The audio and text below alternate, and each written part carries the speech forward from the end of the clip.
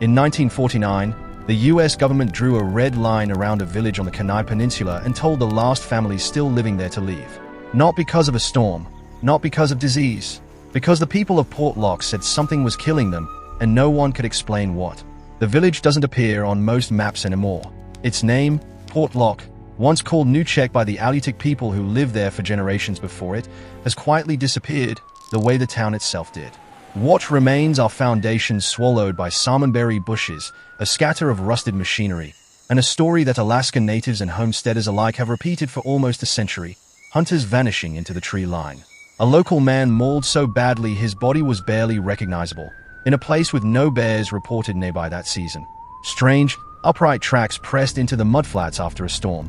By the late 1940s, Port Locke was empty, not abandoned gradually, the way most Alaska villages faded when the fishing dried up or the roads bypassed them, but left all at once, like something had made the decision for the people who lived there. That's where this story begins.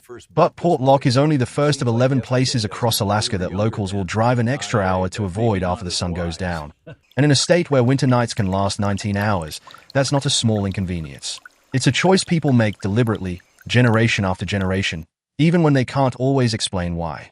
Alaska is the largest state in the country and one of the least populated. There are more square miles of uninhabited wilderness here than most Americans will ever comprehend. Mountain ranges with no names, valleys no one has walked through since the Ice Age receded, stretches of coastline accessible only by boat or plane. That emptiness is part of what draws people north. It's also what makes disappearance so easy.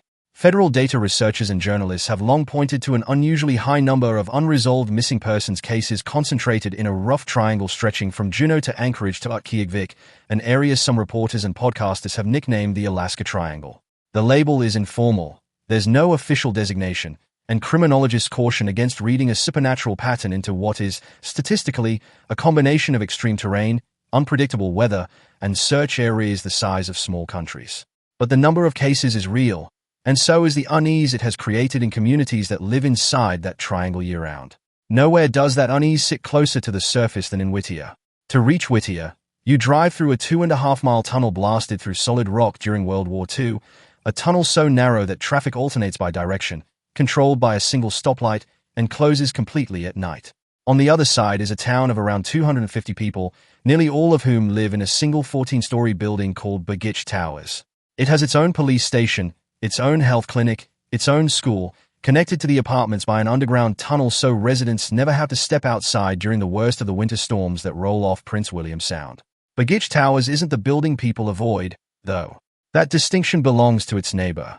The Buckner Building was completed in 1953 as an army post so self-contained that soldiers called it the city under one roof. It had a hospital, a bowling alley, a jail, a movie theater. When the military pulled out in 1960, most of it was simply left behind: furniture, records, equipment, because flying it out was more expensive than replacing it. Today the Buckner Building stands gutted and open to the weather, its windows long gone, asbestos and mold thick in the air, officially condemned and fenced off. Locals don't talk about it as haunted so much as they talk about it as wrong, a 6-story concrete skeleton in a town where almost everyone lives inside a single building, watching you from across the road. That should have been the strangest thing about Whittier. It wasn't, because 40 miles north, in a quiet stretch of the Chugach foothills, sits a cemetery that predates the town of Anchorage itself. And it's not the graves that unsettle people. It's what sits on top of them. Ataclutna Village, the oldest continuously inhabited Athabascan settlement in the Anchorage area, the dead aren't buried under headstones. They are covered by small, brightly painted wooden structures called spirit houses, a tradition blending centuries-old Dinarina practice with Russian Orthodox Christianity, introduced when missionaries arrived in the 1800s. Each spirit house is built and painted by the family of the person inside, in the colors and patterns unique to their clan, and left to weather naturally, sinking slowly back into the earth over the following decades. It's a place of deep cultural and spiritual significance, still actively used by the native community today, and elders ask visitors to treat it with the same respect they bring to any living place of worship. What draws outsiders, and what makes some visitors uneasy after dark, isn't malevolence, it's the eerie, unfamiliar intimacy of it. Rows of small painted homes for the dead, standing in near silence, in a landscape most Americans have never been taught to recognize. 2 hours south, in Seward, a different kind of silence surrounds a building the state itself tried to erase. The Alaska Psychiatric Institute's original building operated for decades under conditions later investigations would call inhumane: overcrowding, restraint practices since abandoned, and a records-keeping system so poor that for years the state couldn't say with certainty how many patients had died within its walls.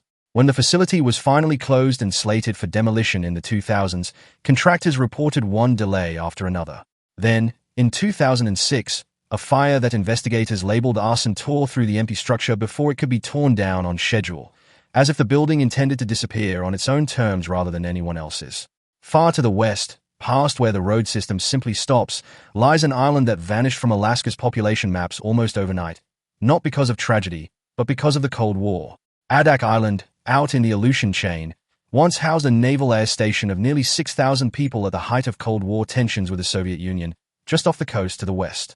It had a bowling alley, a McDonald's, a movie theater, a fully functioning American town, thousands of miles from the nearest highway. When the base closed in 1997, the Navy left with a speed that startled even long-time residents. Housing developments, streets, entire neighborhoods were abandoned within months. Today, fewer than 200 people live on Adak, walking past rows of empty military housing where curtains are sometimes still hanging in the windows, as if the families who live there simply meant to come back. At first, each of these places seems like its own isolated story: a village, a building, a cemetery, an island. But the deeper you look at the pattern connecting them, the stranger it becomes. Nearly every one of these locations shares the same root cause: sudden, forced abandonment in one of the most physically unforgiving environments in North America. Not gradual decline, not slow economic fade, a single decisive break, after which the wilderness was simply allowed to take the place back. You can see the same pattern in Unga, a once thriving fishing and gold mining town in the Aleutians that supported hundreds of residents through the early 20th century before the fisheries collapsed and the population left almost entirely by the 1970s. Wooden buildings still stand along its shoreline, doors unlocked, furniture inside, as though the town were paused rather than ended. You can see it in Kennecott, the copper mining boomtown in the shadow of the Wrangell Mountains that supported nearly 1,000 workers at its peak in the 1910s. When copper prices collapsed and the mine's owners decided overnight that operations were no longer profitable, workers reportedly had hours, not weeks, to pack up and leave. Trains pulled out with families still finishing meals. The massive red mill building, 14 stories of timber scaffolding clinging to the mountainside, still stands largely as it was left, one of the most photographed ghost towns in the country, and, locals say, one of the eeriest to walk through once the tour buses leave for the evening. And you can see the same pattern, with a darker edge, in Wiseman, a small gold rush town north of the Arctic Circle that still has a handful of year-round residents, but sits in a region where winter darkness stretches for weeks at a time, and where isolation has historically bred the kind of desperate, quiet violence that rarely makes it into official records at all. That isolation is the thread running through nearly every name on this list. Alaska didn't build its most unsettling places the way other states did, through decades of ghost stories accumulating around old houses and battlefields. It built them through sheer physical remoteness, official negligence, and communities that vanished faster than the historical record could keep up with. Even Alaska's more traditionally haunted locations follow that same pattern. In Skagway, the boomtown that swelled from a few hundred people to roughly 10,000 almost overnight during the Klondike Gold Rush of 1897, the notorious con artist Jefferson Soapy Smith ran an entire criminal empire out of a single saloon before being shot dead in a gunfight on the town dock in 1898. His former haunt still stands today as a historic site, and longtime residents will tell you, half joking and half serious, that Soapy never really checked out. But strip away the legend, and what's left is the same underlying story as everywhere else on this list. A town that exploded into existence almost instantly, driven by desperation and greed, and then contracted just as fast once the gold ran out. Even Denali, the 6-million-acre wilderness surrounding North America's tallest peak, fits the pattern in its own way. Search and rescue teams there work some of the most physically demanding recovery operations in the country, across terrain so vast and unforgiving that a person can walk a few hundred yards off a trail and effectively disappear from the world. Locals who live near the park boundary don't talk about ghosts here. They talk about scale, about a wilderness so large and so indifferent that human disappearance isn't a mystery requiring explanation. It's simply what the land does, given enough time and enough people willing to test it. That's the deeper explanation underneath every story on this list. It isn't concentrated evil, or a single mysterious force stalking the state. It's what happens when extreme isolation meets institutional failure, economic collapse, and a landscape that has never once made survival easy. The U.S. Army left men behind in Whittier. The state of Alaska left patients unaccounted for in Seward. The mining companies left towns overnight without notice. And Port Locke, whatever really happened there in 1949, was left behind by a federal government that, when local families reported the deaths and pleaded for help, ultimately just quietly agreed it was safer for everyone to go. None of these places are haunted in the way movies have taught Americans to expect. There are no chains rattling, no cold spots confirmed by paranormal investigators with any real credibility. What actually lingers in each of these 11 places is something quieter and, in its own way, more disturbing. The physical evidence of how quickly a place built by human hands can be surrendered back to a landscape that was never entirely tamed to begin with. Locals who avoid these places after dark aren't afraid of ghosts. Most of them will tell you, if you ask directly. They're afraid of what the darkness does to distance, how a place that felt merely remote and abandoned in daylight becomes something closer to erased once the light goes. In a state where night can swallow entire days during the winter months, that distinction matters more than it would almost anywhere else in the country. Port Locke is still there, technically. The Oudeatic name for it, Nuchek, is still there too, in the historical record if nowhere else. But almost no one visits after dark, and almost no one who grew up nearby needs to be told why. The land took the village back once already. Out here, people have learned not to test whether it would do it again. Thanks for watching.